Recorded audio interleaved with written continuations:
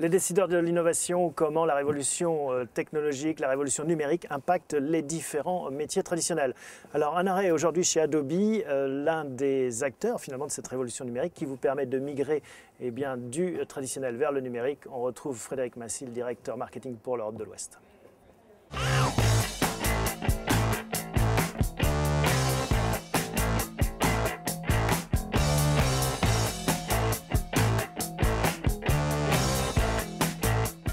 Frédéric Massy, bonjour. Bonjour Thomas. Vous êtes le directeur marketing chez Adobe pour l'Europe de l'Ouest. Merci de nous recevoir chez vous, dans vos bureaux, avenue Kléber, à Paris. Un mot sur ce positionnement d'Adobe.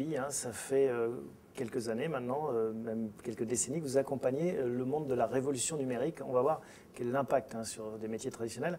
Un petit historique d'Adobe. Un petit historique d'Adobe. Notre métier globalement, c'est de concevoir et de développer des technologies, des logiciels et des services pour permettre de créer les nouvelles expériences numériques pour un ensemble de métiers à travers tout type de terminaux, tout type de médias.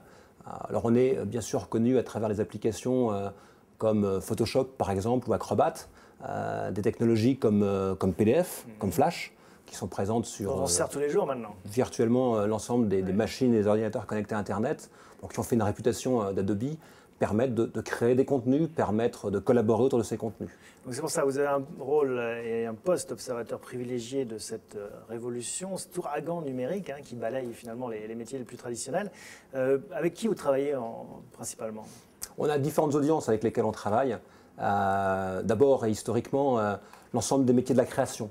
Donc bien sûr les créatifs qui vont travailler dans le domaine du print, dans le domaine du web, de la vidéo, qui vont créer les contenus.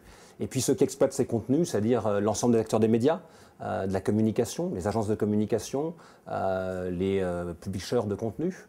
On va également travailler avec l'ensemble des professionnels d'entreprise, dans tout type d'organisation, publique ou privée, qui vont s'appuyer sur nos technologies pour échanger de l'information de manière sécurisée. Et puis un ensemble de grands comptes, puisque aujourd'hui notre vision, ce qu'on essaie de leur apporter, c'est la capacité justement à apporter ces nouvelles technologies au sein même de leur métier plus traditionnel. Vous êtes parti du noyau dur des créatifs, on pourrait dire, pour diffuser ça jusqu'au monde plus traditionnel de l'industrie, des entreprises, parce que j'imagine que c'est votre vision. Le numérique permet à tous d'être créatifs maintenant, c'est un peu ça aussi de diffuser. Le numérique permet d'être créatif, et puis également l'ensemble des outils et des technologies qu'on fournit permet à tout type d'organisation de mieux interagir et interagir de manière numérique avec ses clients, avec ses partenaires ou même avec ses propres collaborateurs. Et aujourd'hui, le défi pour beaucoup d'organisations, c'est d'ouvrir les silos d'informations, d'applications et de les ouvrir à un maximum de personnes pour interagir de manière simple et de manière fluide. Alors, on a bien compris votre positionnement. Comment est-ce que ça impacte vos clients? Vous voyez finalement l'évolution de ces métiers. Vous en êtes un des facteurs. Qu'est-ce qui change finalement dans les principaux métiers? Alors, si on prend métier par métier, peut-être dans la création au départ, qu'est-ce qui a changé ces dernières années? Dans la création de contenu, ceux qui vont modéliser ces contenus, les créatifs, eux, bien sûr, aujourd'hui, c'est de s'ouvrir à l'ensemble des médias sur lesquels les contenus peuvent aller. On parle de cross-média en règle générale, partir du monde du print et puis savoir prendre ces médias, les mettre dans l'environnement du web, prendre des éléments plus interactifs, de la vidéo, des contenus numériques différents. Des tablettes, des smartphones maintenant. Alors bien sûr, c'est une révolution aujourd'hui qui est là bien en marche, une transformation importante. On interagit avec les contenus à travers un ensemble de terminaux. Alors bien sûr, pour les comptes des médias, de la communication, je pense que l'enjeu aujourd'hui, c'est de pouvoir, après la vague et la déferlante qui a été Internet sur le PC, dans le navigateur, essayer de remonétiser un petit peu leur interaction à travers ces nouveaux types de terminaux et à travers leurs clients finaux. Donc ça, c'est le premier enjeu déjà, c'est de s'adapter à ces différents supports. Ils sont de plus en plus nombreux. Et c'est là où vous intervenez et vous permettez finalement à tout un tas d'acteurs, pas uniquement d'ailleurs les médias ou les créatifs, de produire du contenu et de les diffuser sur ces supports. Absolument, parce que l'enjeu principal aujourd'hui que retrouvent l'ensemble de ces acteurs, c'est qu'on a effectivement cette explosion de nouveaux terminaux, de nouvelles technologies, de nouveaux operating systems. Le défi, c'est de pouvoir créer un contenu une fois et le déployer sur l'ensemble de ces nouveaux terminaux. Ce n'est pas encore le cas d'ailleurs, on le voit avec le petit bras de fer qu'il y a avec Apple et Steve Jobs en particulier. C'est compliqué d'avoir cette ubiquité.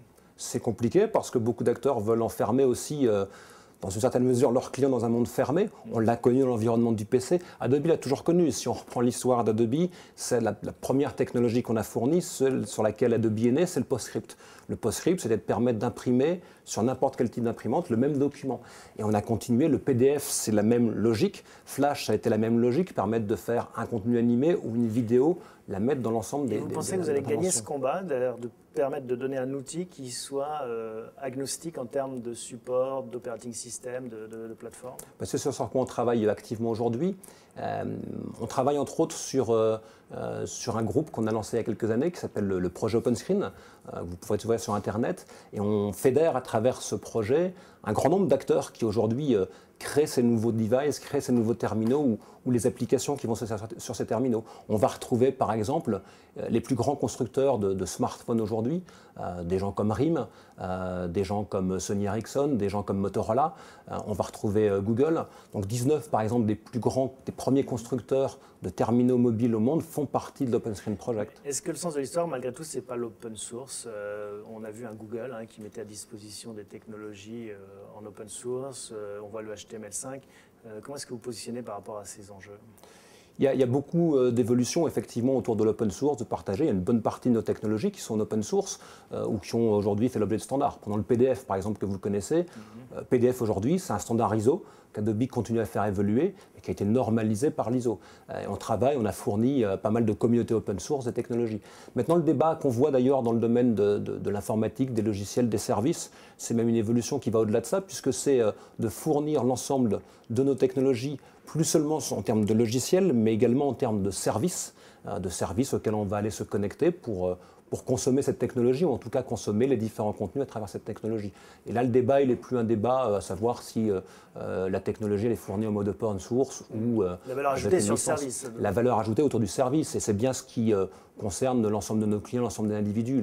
La façon de la mettre en œuvre importe peu au final. Alors justement, on revient à vos clients et aux défis qui se posent à eux et à leur business model. On a vu le monde des médias, qui est un de vos gros clients traditionnels, et que vous essayez d'accompagner. Qu'est-ce qui se passe dans les business models des médias? La gratuité a détruit apparemment une partie de la valeur pour certains sur le web. Là, vous parliez de remonétisation. Comment ça se présente? Aujourd'hui, quand on regarde ce qui s'est effectivement passé sur le web, il y a de nouveaux acteurs qui sont arrivés, des gens comme Google par exemple, qui ont une approche assez disruptive, on peut dire, du modèle économique. Il y a également eu, on peut regarder aujourd'hui, si vous vous connectez sur différents sites médias, qu'on peut tous connaître, des grands groupes français ou autres, il y a une standardisation par le bas, on peut dire, de l'expérience utilisateur qui est proposée. À tel point qu'aujourd'hui, entre le site, si on peut les citer, du Monde, du Figaro ou d'autres, ou le site d'un blogueur, même, il n'y a aucune différence. Et ce que vont proposer aujourd'hui les nouveaux terminaux qu'on voit apparaître et fleurir, l'iPad d'un côté, les tablettes sous Android, la Galaxy de Samsung ou plein d'autres, c'est de pouvoir recréer une expérience différenciante, une expérience de marque différente, et puis également de savoir apporter des contenus plus interactifs à l'intérieur de ces différents contenus qui vont être mis à disposition. De la vidéo, des audios, de l'audio, de l'infographie, des liens divers et variés. Donc ça, c'est par rapport au lecteur, celui qui va être engagé par rapport à ce contenu. Et il est nécessaire de lui donner une expérience différente, c'est la même que celle du papier. Et Adobe peut en parler mise en PDF, ça ne suffira pas. Et de l'autre, c'est aussi de permettre à l'annonceur, lui, d'avoir une interaction beaucoup plus forte avec sa propre audience également, et donc de pouvoir remonétiser la transaction ou la communication avec l'annonceur vis-à-vis du média. Est-ce qu'on ne risque pas de s'enfermer finalement et de perdre ce qui fait la richesse du web, c'est ce côté hyper lien, hyper connecté, qui permet de passer d'un site à un autre et finalement en créant des applications un peu fermées pour garder cette expérience qui fait le sel de différentes marques? Est-ce qu'on ne risque pas d'aboutir à quelque chose de plus sec au final? Il y a un défi aujourd'hui. On a bien vu que dans le monde très ouvert qu'est celui du web, on peut avoir assisté parfois à une certaine standardisation de l'expérience. Alors Adobe a beaucoup travaillé, si on prend le cas des applications par exemple, autour des applications Internet riches, de retrouver une interactivité, une intuitivité dans l'application. Alors il peut y avoir ce risque, il y aura forcément des agrégateurs de contenu pour découvrir les bonnes applications, pour découvrir les contenus qui sont appropriés à un acteur. Mais il y a également besoin aujourd'hui de pouvoir fournir une expérience qui soit différenciée, qui respecte la marque et qui permette de créer un vrai lien avec son public. Si on prend l'exemple de la musique, hein, on a vu que un album de Madonna se vendait avant l'iPod et puis plus après parce que les gens achetaient directement le single qui leur plaisait. Vous ne pensez pas que ça va être la même évolution pour les médias aussi, que finalement on n'achètera pas toute l'expérience Libération, toute l'expérience Le Figaro, toute l'expérience Le Monde, mais peut-être un ou deux articles de chaque... Ça peut être un élément. Est-ce qu'on peut l'appeler un risque? Quand on reprend l'expérience de Madonna, on sait que, ou d'autres d'ailleurs, l'enjeu, c'est pas que quelqu'un a arrêté d'acheter l'album et s'est mis à acheter un contenu parce qu'il a acheté un titre ou l'autre, c'est qu'il n'a plus rien acheté puisqu'on sait qu'il a piraté. Donc l'enjeu est un petit peu différent. Et là, sur la sécurité, alors comment est-ce que vous abordez ces questions? On travaille depuis de nombreuses années sur beaucoup de nos technologies à mettre ce qu'on appelle des DRM, entre autres. On le fait, management. On le fait depuis belle lurette sur la vidéo flash sur Internet, va permettre de savoir quand je diffuse une vidéo, celui qui va la voir, avec le contenu d'ailleurs publicitaire s'il a été inséré, et puis il ne va pas pouvoir nécessairement la copier, renvoyer mon épisode de mon film à son copain de l'autre côté. Donc si je reviens sur la problématique de cette émission, pour vous, la vague numérique qui a frappé de plein fouet cette industrie des médias au sens large, va peut-être offrir une deuxième chance grâce à ces nouveaux supports et entre autres vos technologies? Il y a beaucoup d'espoirs, on peut dire, qui sont fondés à juste titre sur ces nouveaux terminaux et l'explosion de terminaux auxquels on assiste, puisqu'on a cité les tablettes, les smartphones. On sait également que la télé connectée est en train d'arriver dans les salons avec les fêtes de fin d'année qui approchent. Donc on va consommer de toute manière l'information, on va consommer les contenus de manière différente. Donc il y a là clairement une opportunité pour ceux qui créent ces contenus et qui les publient de reprendre une part dans la relation et dans la chaîne de valeur. Est-ce que c'est exactement le modèle dont on discute? Je crois qu'aujourd'hui on parle également d'innovation. Il faut innover, il faut tester des modèles. Personne n'a encore la solution. Personne n'a la solution, mais on sait par exemple qu'on travaille depuis quelques mois avec un groupe et avec un titre comme Wired, par exemple, qui s'adresse plutôt aux grands magazines, sur les nouvelles technologies. Voilà, aux technophiles divers et variés.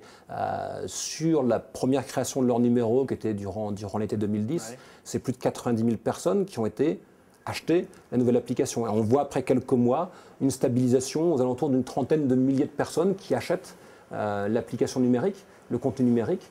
Ça n'a pas eu d'impact sur les ventes en kiosque et ça permet de monétiser différemment l'interaction avec les annonceurs qu'on peut retrouver en amont. L'autre métier, on l'a vu, c'est d'accompagner finalement les industries plus traditionnelles, les grands groupes, on pourrait dire, tous les autres business hors médias. Là, il n'y a pas de risque trop sur le business model, c'est plutôt un facteur d'optimisation du business, non? C'est vrai, mais il y a de vrais défis qui sont posés. Globalement, aujourd'hui, l'arrivée à Internet, ça offre l'opportunité d'interagir avec ses clients, de capter de nouveaux clients, de mieux les servir de manière plus simple, à moindre coût, d'offrir plus de services. Maintenant, le grand défi qui est posé aux services financiers, aux acteurs dans les télécommunications, aux groupes manufacturiers, tout ça, c'est comment on le fait. Comment on le fait parce qu'on a un patrimoine d'applications, de choses qui sont très complexes. Comment on fait pour fournir sur Internet et à travers tout type d'écran, à travers des stratégies multicanales, des expériences qui sont engageantes pour qu'un client retrouve l'expérience de marque, puisse interagir de manière simple, de manière efficace avec les applications qui sont mises à sa disposition. Et votre sentiment, c'est plutôt des pure players, comme on dit, qui vont gagner en business et qui vont rogner des parts de marché des acteurs traditionnels, ou les acteurs et votre vision et votre expérience montrent que les acteurs plus traditionnels arrivent à passer à cette... En règle générale, on voit que les acteurs traditionnels passent bien cette étape du numérique après un temps. C'est un vrai défi pour eux et notre rôle, c'est de les accompagner dans cette transformation autour des applications Internet riches, autour de l'engagement sur les médias. On l'a vu dans le domaine du e-commerce.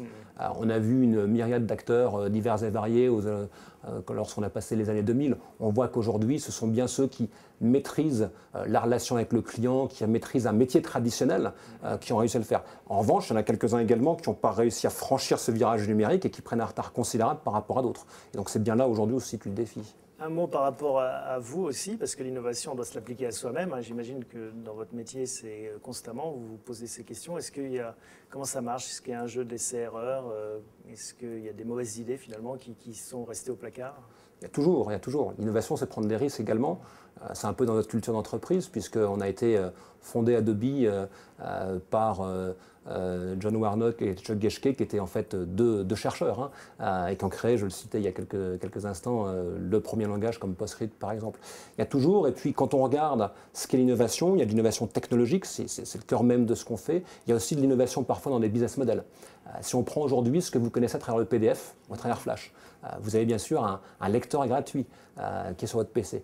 Le mode de fournir du gratuit pour commercialiser, pour se monétiser ailleurs, c'est quelque chose qui est monnaie courante aujourd'hui en 2010. Ça, on l'a lancé en 1995 environ. Et là, il fallait avoir une vision. C'est nos pères fondateurs qui ont créé ces business models. Et s'appliquer à soi-même aussi cette numérisation du monde, c'est-à-dire organiser de plus en plus de choses en termes notamment de communication, à ce qui est votre partie, via Internet, ça c'est quelque chose que vous faites. C'est vrai, si on prend notre mix marketing, on l'a massivement, depuis 3-4 ans, transformé en ligne. Typiquement, si on prend nos produits créatifs, dont on sort des versions tous les 18 mois environ, traditionnellement, pour lancer ces versions, on faisait de grands événements physiques où on rassemblait beaucoup de gens.